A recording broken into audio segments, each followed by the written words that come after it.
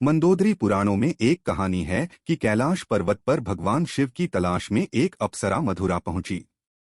उसने भगवान शिव को खोजते हुए पार्वती को नहीं देखा और उसे रिझाने की कोशिश करने लगी। जब पार्वती कुछ समय बाद वहां पहुंची तो उन्होंने मधुरा के शरीर पर शिव की भस्म देखी और क्रोधित हो गईं। पार्वती ने मधु को शाप दिया कि वह 12 वर्ष तक मेंढक रहेगी और कुएं में रहेगी। मधुरा को अपनी गलती का भुगतान करना पड़ा और असहनीय दुख का जीवन शुरू हुआ। यह सब हुआ जब मधुरा मंदोदरी बन गई तो कैलाश पर असुर राजा मायासुर अपनी पत्नी के साथ तपस्या कर रहे थे। दोनों ने एक बेटी की कामना के लिए तपस्या की। दोनों 12 वर्षों तक तप करते रहे। इधर मधुरा ने अपना शोक समाप्त कर कुएं में ही रोने लगी। सौभाग्य से असुरराज और उनकी पत्नी कुएं के पास ही तपस्या कर रहे थे। वह रोने की आवाज सुनकर कुएं के पास गए। वहां मधुरा ने पूरी कहानी सुनाई। मधुरा को असुरराज ने तपस्या छोड़ दी और उसे अपनी बेटी मान लिया। मधुरा का नाम मंदोदरी हो गया। महल में रहना और रावण से मिलना असुरराज के महल में मंदोदरी राजकुमारी बन गई। अपनी नई जिंदगी में उन्हें बहुत खुशी मिली। लेकिन रावण भी उसके जीवन में आया। रावण मंदोदरी के पिता मायासुर से मिलने गया। वहीं मंदोदरी को देखकर वह मोहित हो गया। उसने मायासुर से मंदोदरी का हाथ मांगा। रावण क्रोधित होकर मंदोदरी को अपहरण कर लाया, लेकिन मायासुर ने इस प्रस्ताव को ठुकरा दिया।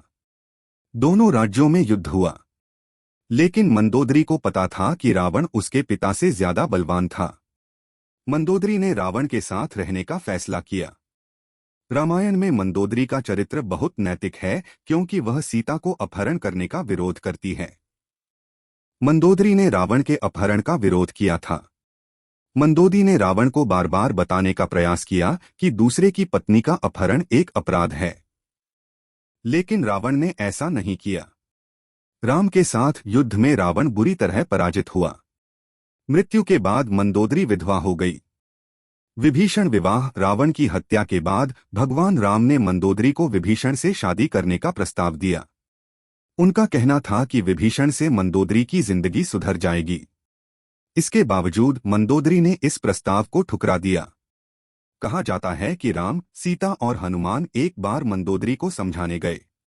तब ज्योतिष में प्रवीण मंदोदरी ने सोचा कि धार्मिक और तार्किक रूप से सही देवर विभीषण से विवाह करना ठीक होगा। उसने ऐसा महसूस करके इस प्रस्ताव को स्वीकार किया। वह विभाजित था।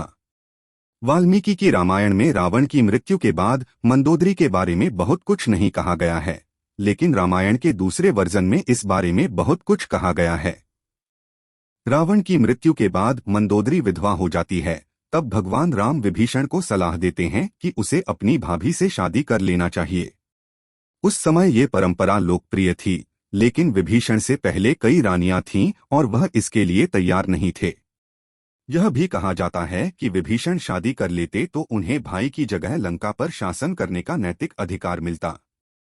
विवाह राजनीतिक और राजकाज से ज्यादा जुड़ा था। हालांकि ये भी कहा जाता है कि ये विवाह शारीरिक तौर पर पति पत्नी के तौर पर एक दूसरे के साथ यौन संबंधों की बजाय विशुद्ध राजकाज से जुड़ा था, क्योंकि मंदोदरी भी चाहती थी कि उसके पति के निधन के बाद लंका में स्थायित्व और समृद्धि रहे। वह राम से शत्रुता की बजाय मित्रता चाहती थी। रावण की मृत्यु के लिए उसने राम को कभी जिम्मेदार भी नहीं ठहराया। एक वजह यह भी बताई जाती है कि रावण के निधन के बाद मंदोदरी भी उसकी चिता के साथ सती होने जा रही थी, लेकिन राम ने उसे रोक लिया। इसके बाद मंदोदरी के पास देवर से विवाह करने के अलावा कोई विकल्प नहीं बचा था। इस वीडियो में बेस्ट पार्ट कौन सा है वो जरूर कमेंट बॉक्स में लिखे, ताकि उसके बारे में और वीडियो हम बना सके। ऐसे और वीडियो देखने के लिए चैनल को लाइक और सब्सक्राइब जरूर करें।